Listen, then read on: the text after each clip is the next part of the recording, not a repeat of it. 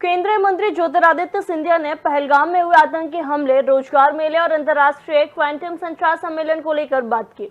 उन्होंने पहलगाम आतंकी हमले को भारत की आत्मा पर आक्रमण बताया और आतंकियों को चेतावनी दी कि अब भारत मुंहतोड़ जवाब देगा। रोजगार मेले को लेकर भी उन्होंने कहा कि एक तरफ भारत आतंक के खिलाफ कार्रवाई हो रही है तो दूसरी तरफ युवाओं को शक्ति प्रदान करने सरकार कमर कस चुकी है। केंद्रीय मंत्री ज्योतिरादित्य सिंधिया अपने गृहनगर ग्वालियर पहुंचे। यहां उन्होंने जम्मू कश्मीर के पहलगाम में हुए आतंकी हमले पर प्रतिक्रिया देते हुए तीखे शब्दों में आतंकियों को चेताया। उन्होंने कहा कि अब भारत चुप नहीं बैठेगा, आतंकियों को खोज खोज कर जवाब दिया जाएगा।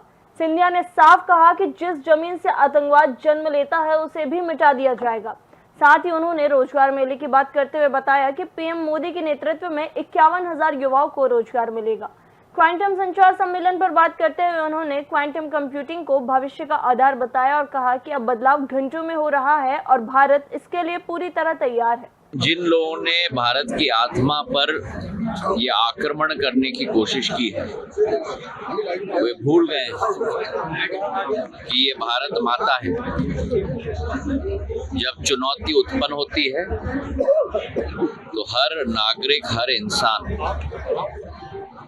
एक ही आवाज में इन धुरंधरों के विरुद्ध साथ में मिलकर उठकर प्रधानमंत्री नरेंद्र मोदी जी के नेतृत्व में एक ऐसा जवाब देंगे जिसके आधार पर कभी भी ऐसे हिम्मत लगाने की विचारधारा भी ऐसे धुरंधरों की कभी हो न सके।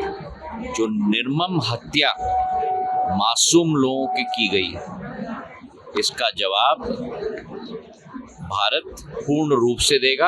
और जैसे प्रधानमंत्री जी ने स्वयं कहा है, उनको खोज खोज कर जिस जमीन पे आतंकी कार्यशैली उत्पन्न होती है, उस जमीन को भी हम मिटा कर रखेंगे।